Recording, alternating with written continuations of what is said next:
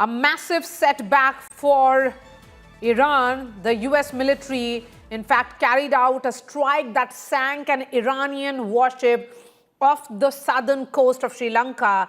Now a confirmation coming from US Defense Secretary Pete Hegseth, who has confirmed that there was an American involvement in an incident that had initially been shrouded in uncertainty. Now, he has confirmed on record that a US submarine sank an Iranian warship off the southern coast of Sri Lanka. Geeta Mohan is joining us live. Geeta, fourth time ever in history that a warship has been downed by a submarine. That's how big this is. Certainly, would you say a huge setback for Iranian naval power? Well, a massive setback, but please zoom out a little and see what's happening. This is India's backyard. What we're looking at is a serious situation unfolding in India's backyard. What was this warship doing? Where was the warship? That's also as critical a question as the fact that it has an American submarine sunk it. The fact that this ship was a part of the International Fleet Review 2026 that was taking place in Vizag, that's Vishakhapatnam in India. It was on its way back to Iran. It has sunk in the shores or in the Indian Ocean off the coast of India, not in Indian waters, but off the coast of India, off the coast of Sri Lanka. Certainly should worry us as to what is a spy submarine doing in these waters. One, that, but then again, we are here. It is time of war. These are war times, and nothing is a no-go area when it comes to securing your interests. America looking at its own interests, but the fact that America was monitoring the International Fleet Review that was taking place in Vizag and was monitoring the Iranian warship. So this is huge. This is unprecedented. Yes. A huge loss of life, because when they came for the International Fleet Review, obviously there were more people, more personnel on board that ship than Yes. it would have been if it was just a maintenance trip or a maintenance movement. Yes. But that was not the case. So a lot of loss of lives, people on board. There's the Sri Lankan Navy that came to the rescue. But this entire press conference clearly says what the US intends to do with Iran and in Iran. So a massive development over here, Maria, when it comes to an Iranian ship attacked off the Lankan coast. These are waters that India considers very important and secures watches very closely and ensures that they are secure for India and to keep Indian interests secure. Yes, because in the last 80 years, ever since the Second World War, Geeta, only 4 warships have been sunk by submarines. It was INS Kukri in December 1971, ARA General Belgrano in May 1982, ROKS Chennai March 2010, and Iris Dena March 2026. And Geeta, you know, there were reports, but it was Sri Lanka's Foreign Minister Vijita Herath who had actually told the parliament that about 180 people were on board the Iranian vessel, which was identified as Iris Dena. So certainly we can say the number of casualties can be confirmed with what the Sri Lankan foreign minister has told. And to put this in context for our viewers, there was a distress call, and that's what Sri Lankan officials said. And the ship named Iris Dena had recently taken part in the International Fleet Review in 2026 in India before beginning its return voyage. It was listed as taking part in a naval drill held in the Bay of Bengal from February 18th to February 25th. And this is according to the website, which is the exercise website. The Sri Lankan authorities have said that 32 people had been rescued and several bodies recovered from the sea. The injured were being treated at a state-run hospital in the southern port city of Galle. Geeta, this will be something that the Iranians will now have to accept about their ship being downed. Do you think this will be seen as a setback and it will be difficult for them to accept it? Absolutely. One, that. Secondly, they will be seeking and looking at their own partners in the region, particularly India, where the ship was, for that international fleet review as to what is it that they're going to do about the fact that their warship has been sunk by the Americans. We'll have to wait and see how India reacts to this, what India really does about it. But for Iran, for Tehran, this is a massive, massive loss. Let's just look at what had happened. Now, we are given to understand that Iris Dena sent out a distress signal at around 5:08 a.m. The warship was on its way back, as we've been discussing, after the International Fleet Review on the 25th and from the 15th to the 25th of February. And when they encountered distress in the international waters of Galle coast in Sri Lanka, they certainly sent out signals, and it was the Sri Lankan Navy that came to the rescue. Initially, there were only reports of the ship having been sunk, and there were no confirmations as to who was involved or who would claim responsibility for such an act. But now the Americans have come out and very clearly have taken responsibility for having downed or sunk this warship. Again, this is in 80 years since the Second World War. There are only, like you said, Maria, only 4 warships that have been sunk by submarines, and Iris Dena is the latest, maybe after 16, 17 years of the last ship having been sunk. So major development. We'll have to see how the international community really reacts to this. But these are, again, I said, times of war. They're going to do whatever they can to completely decimate the Iranian Navy, army, military, the force. And who is going to now really ask a question about what were they doing in the Indian Ocean waters when they have already entered territories where we've seen clear violation of international laws, norms, so on and so forth. Over here, for us, we have to zoom out, Maria, and actually ask, what does this mean for the security of the Indian state, the Sri Lankan state, our waters, and waters off our coasts? This might be international water, but it's the Indian Ocean. And all these countries have been talking about security of the Indian Ocean. This is a spy submarine. Yes. It is Iran today. It could be anybody tomorrow.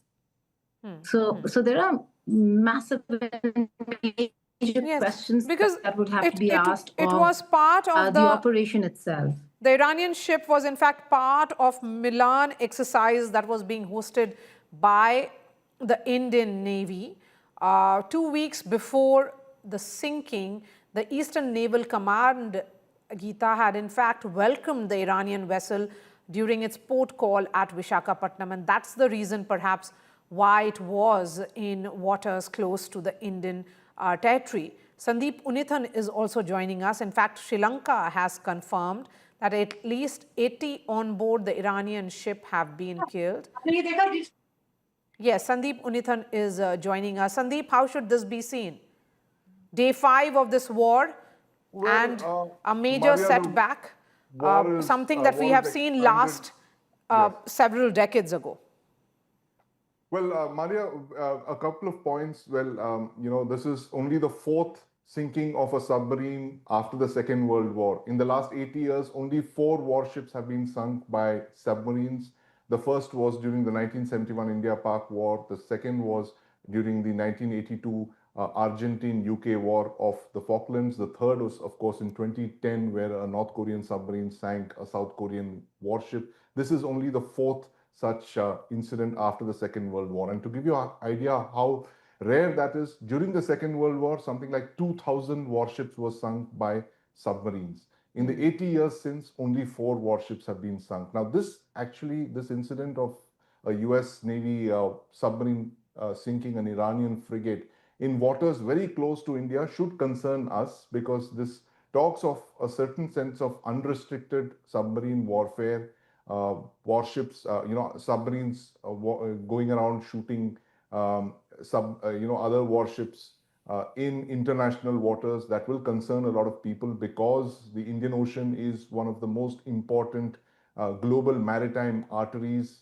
A majority, nearly 1/5 of global commerce, trade, energy uh, passes through the Indian Ocean region. So maritime shipping, shippers would be very concerned about this development. That is, clearly the United States expanding its theater of influence, theater of operations from the Persian Gulf all the way down to the Indian Ocean, which is more than 3,000 kilometers away from the conflict zone. But the US seems to have, regarded all Iranian warships or Iranian infrastructure as fair game in this conflict. One can only wonder what's going to happen in the days ahead as this, theater of conflict expands, gradually pulling in more countries. And this, I must tell you very quickly, Maria, is that how close this is to Indian waters. This is really the ship, the Iranian ship was, I believe, to have called in at Kochi for refueling before it was to head back to the Persian Gulf to its base in Iran. So this is how close we have come to the theater of war. The entire Arabian Sea seems to be an active maritime theater now, given the sinking of this warships. A lot of vessels would now be very careful in where they're headed to. Certainly, vessels heading towards Iran would be very careful, and any vessels that are related to allied with Iranian interests, possibly the Chinese would be on very high alert as well, given the fact that there are multiple Chinese warships here as well. The Chinese have, they've been maintaining a maritime presence here since 2008. The anti-piracy patrols, that has been continuing without a break for the last nearly 2 decades now. So everybody would be on alert, watching out for this kind of, submarine activities. Because when submarines start appearing and start firing torpedoes in international waters, everybody gets concerned. Maria. Okay, so Geeta, after this press conference, it becomes increasingly clear that this is a war in which every country will have to pick a side. If a submarine is downing a warship in waters close to India, then India will also have to pick a side. Are we sensing this almost Maria, very similar important. to, perhaps, let me ask that question directly, is this the Third World War? Any world war, Maria, from here on would look somewhat like this, where countries are hedging, countries are joining. We just spoke with the president of Finland and asked the same thing. He said Iran made a big mistake by attacking the Gulf because that ensures coalition of the willing. Now, what is coalition of the willing? When countries come together because they have been attacked, because now they're seeing one country that stands as an enemy, which would not have been had Iran not attacked them. So they come together, and then you have some Western forces also joining you. My counter to that was that they had their backs to the wall, and they had no other option. This was a warning they had given. There is no other way that they can fight America but attack these bases to ensure that there's maximum damage to America, and America feels the pain, so does the global economy. But this is how it is going to look like. Where countries come in, there's coalition of the willing, there's axis of resistance, and they continue fighting each other till there is a pain point that everybody feels when it comes to the global economy. What is that pain point? We'll have to see. But beyond that, Maria, like I was discussing with you, and I'd like maybe Sandeep to weigh in. Zoom out a little, Sandeep, and tell us, this might not be Indian water in terms of territory, but it is Indian water in terms of the sense that we have of the Indian Ocean. A spy submarine coming into these waters, today it's Iran, tomorrow it can be anyone, any state that's in this territory, and maybe a country that America does not like the face of. So there is no respect for any boundaries, or there no respect for any, even in international waters, everything is a fair game now. Have we reached that stage, Sandeep? Yeah, very clearly, Maria. The fact is that all warships have the right to innocent passage. They can pass through international waters and, of course, even pass through coastal waters of certain countries, most countries. They are allowed that right. But, in a scenario like this where the US basically, decides to just go after a country without even any kind of a formal declaration of war, any authorization from any United Nations. They're not acting as part of any charter. They've just, invoked a certain their own justifications for launching this war. Everything becomes fair game. Then it is no longer this rules-based order. Then you're looking at a very different set of rules, which we call the law of the jungle, where basically might is right, and anyone who has a very powerful warship can go around doing anything, and no one else can protest. So that is the short of this. The fact is that nuclear submarines charging about in international waters, shooting ships should worry a lot of people, including us, the Indian Navy, because we are so close nearby. The Indian Navy is, of course, on high alert. It is ready to provide assistance to the Indian nationals who are stuck there, and of course, will be Okay. ready to carry out any missions if the government of India asks them to do so. Maria. Geeta, you've actually put it very well by saying that if there is a coalition of the willing, there is also an axis of resistance, and that's how this war is increasingly shaping, and perhaps we'll get clarity whether this indeed is the Third World War that is happening right in front of us. Geeta Mohan and Sandeep Punithan, really appreciate your time. Thank you for joining us. And I'm going to go straight to New York, where Dr. Hoshang Amirahmadi, who's the president of American Iranian Council, is joining us live. Dr. Amirahmadi, the US Defense Secretary Pete Hegseth addressed a press conference just a few minutes ago, and he has in fact confirmed that US submarine sank an Iranian warship using a torpedo off the coast of Sri Lanka. This is the fourth time ever in history that a warship has been downed by a submarine. Are we looking at the Third World War now? Well, I hope not, but we are getting increasingly closer to that eventuality. This is a completely illegal war. Even the ship that they sank is in international water. In fact, it was not even in the war front area. And they are indiscriminately destroying the country, even a school with now 100, almost 70 kids died with 12 teachers. This is a very, very indiscriminate destruction of a country. But the problem is, it is the misunderstanding of the American side. They don't know who they are fighting. Iran is a nation of so many hundreds of years, indeed 3,000 plus. That country has had thousands of wars, and the guys who supposedly win the wars are nowhere. Iran is standing. Iran will stand this war. There is no question whatsoever. And this, the warmongers are going to become very soon regretful about what they are doing. And in fact, international community sooner or later will realize that their silence about this matter is killing. It is really bad. I think the international community hasn't as yet entered the scene with a loud voice, not just condemning, but go beyond that. Listen, this is the international relation, then God forbid what will happen tomorrow to other nations. Okay. Dr. Amirahmadi, the United States is claiming that Iran's military capability has been knocked out.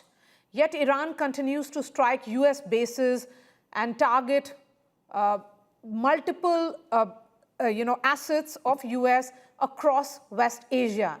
What does that actually say about Iran's ability to absorb and respond to this attack? I would say Iran can absorb this war forever, forever.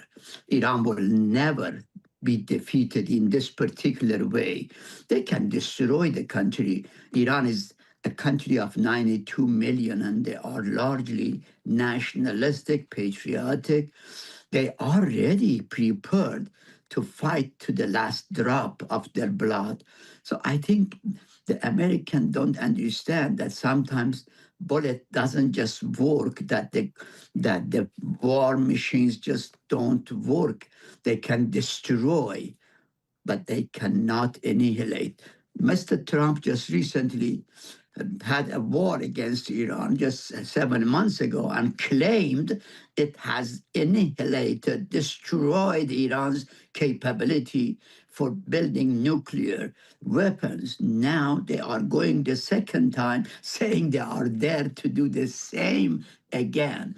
It just shows that that's not the way things work. War isn't a solution to the problem between US and Iran. They need to grow up, sit down, use diplomacy, and make peace. I believe the US is in the wrong direction. People like Hegseth have no idea of Iran. I don't know even Mr. Hegseth knows where Iran is except on the map. I don't think he even knows where Iran is except on the map. Okay. I mean, I am very sorry for my country. I mean, my country, America, and my country, Iran. I have two countries there. It's day 5 of this war. When will this war actually end is the big question. Will you be saying it'll take a few weeks or perhaps months or even years? And who will end this war? Well, first, there are several stages in the war. The war, in terms of the intensity that we see, it cannot last beyond 3 to 4 weeks. But that is going to be stage 1. The stage 2 of the low intensity, it will last for at least a year. And then, of course, comes the history of this, which will last for a very long time. American made a coup 80 years ago, back in 1953, in Iran, overthrowing a democratic government. Since then, for 80 years, Americans are paying the price. And they continue paying price. I don't know what Americans are after in Iran.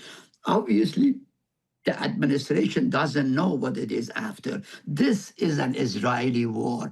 As one senator very openly called it, Mr. Netanyahu has put a leash on Mr. Trump's neck and is dragging him to here and there, and including in this war.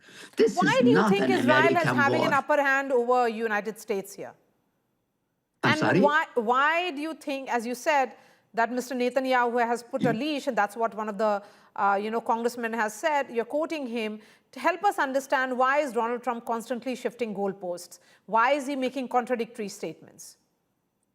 I think, for one thing, this is not an American war. This was an Israeli war that America was dragged in. And the reason Mr. Trump probably got dragged in because it has lots of domestic problems, including the Epstein file.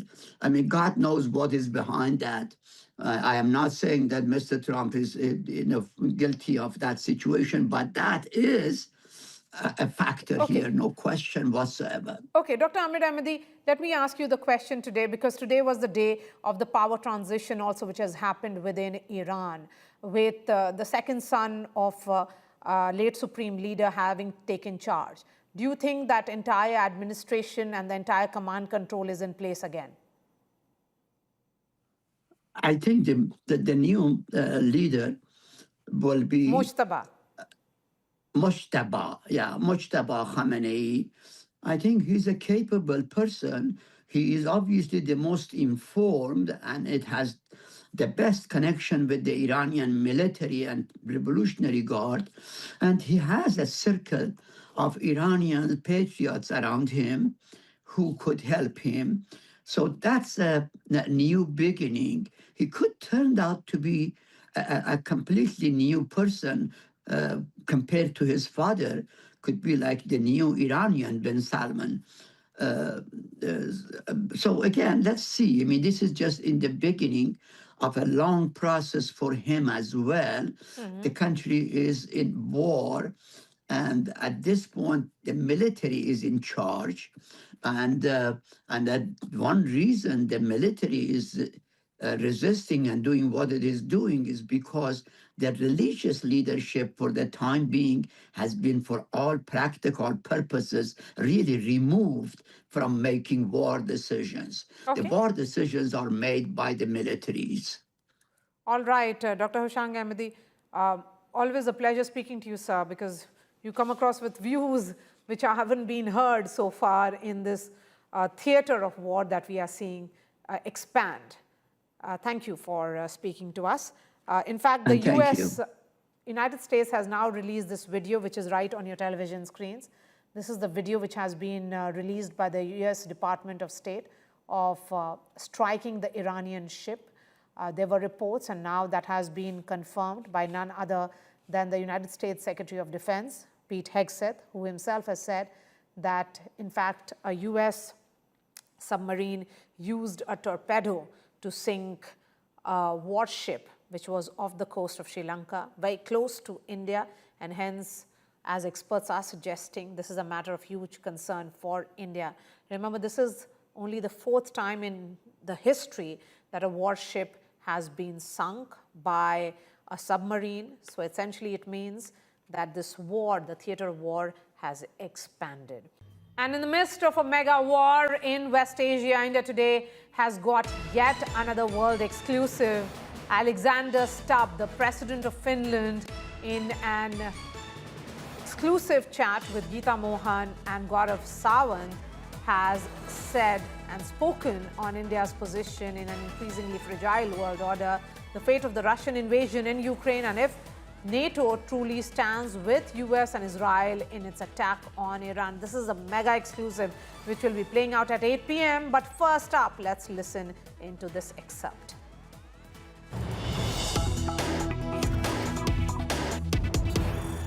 When it comes to the larger perspective on what's happening around the world today, has diplomacy, Western diplomacy particularly so, failed us, given that we're looking at wars and nobody is adhering to that very rules-based order that you're talking about? Is the world really sleepwalking into another world war? Well, I hope not. I mean, that's what we need to try to prevent. So what we've seen after the end of the Cold War was local conflicts, many of them. I mean, you've had some of them, we've had them all around the world. Now we're seeing more regional conflicts, like we're seeing in West Asia and with Iran, for instance. And what we try to do is to prevent it from spilling over to a global conflict. Now, 2 things to keep in mind. When we have rules and institutions and a framework, then we usually contain it. But the other point is to say that just because someone is breaking the rules doesn't mean that the system is null and void. I'll just give you one example. If someone gets a speeding ticket, it doesn't mean that the speed limits are a bad thing. So we need to continue to abide by them. But if that car is being crushed for speeding, take, for example, what's happening right now. A head of state is abducted in the middle of the night. Another head of a country is decapitated, and there are missiles flying. All of this at a time when negotiations were going on, and the foreign minister, in case of Iran, the foreign minister of Oman said almost everything had been agreed to. So are we now looking at the law of the jungle and not the United Nations? No rules, might is right.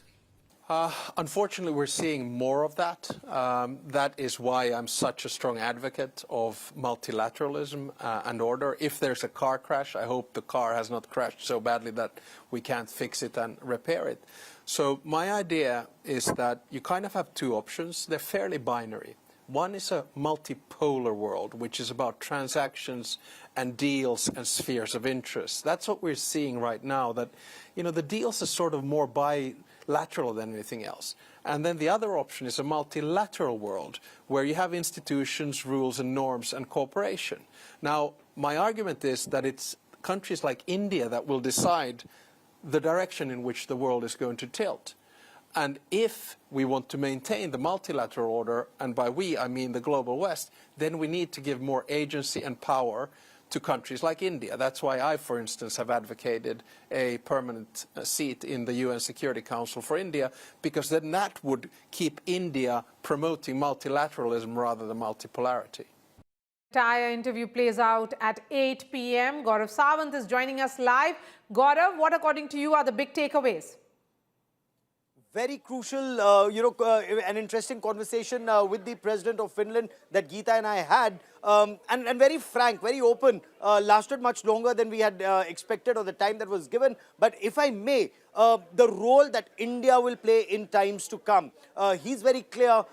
India has a much bigger role to play, and we asked him why, in his perception. And while you'll hear that interview and you'll hear it from him, but then, the fact that we are the largest democracy, the fastest growing economy, and the most optimistic people in the world. So, everything's moving in India's direction. Demography, democracy, everything favors India and India's belief in multilateralism. But that's one part of the story. The fact that this is becoming, law of the jungle, what we see in the world, the way bodies like the UN are not getting their due, it just goes on to indicate the might is right kind of philosophy is gaining ground. But there are systems of checks and balances that can play a role. We put some questions about his equation with US President Donald Trump. They're both golfing partners. They get along very well. He's seen as one of the main interlocutors for Europe with Donald Trump. So, his answer to that, his answer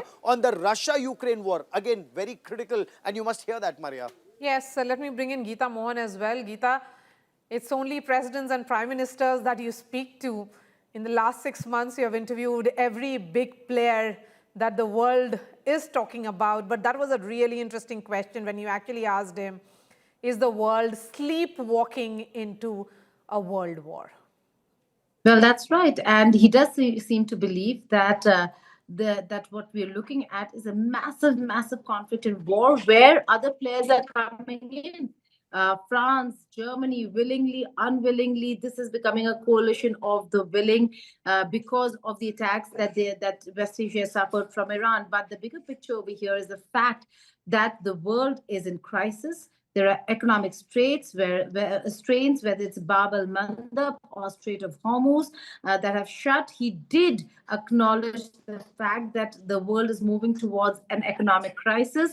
Diversification, respect and honor for countries that want to ensure their interests first. And that was about the Russian oil and gas imports for India. And India has been very clear that it will keep its interests paramount and first. So he said that I'm not going to tell a sovereign country like India what to do and what not to. They've reduced Russian oil from Russia. But in this scenario, where Iran has completely closed business when it comes to Strait of Hormuz and Bab el-Mandab, it does seem like Europe and the world will have to rethink strategy. So a lot of questions that were posed to him were answered with absolute clarity and accepting the fact that he actually said that NATO is not broken, it's coming together. But yes, he did accept the fact that it's no longer a NATO that completely Geeta, depended 5 minutes to that interview.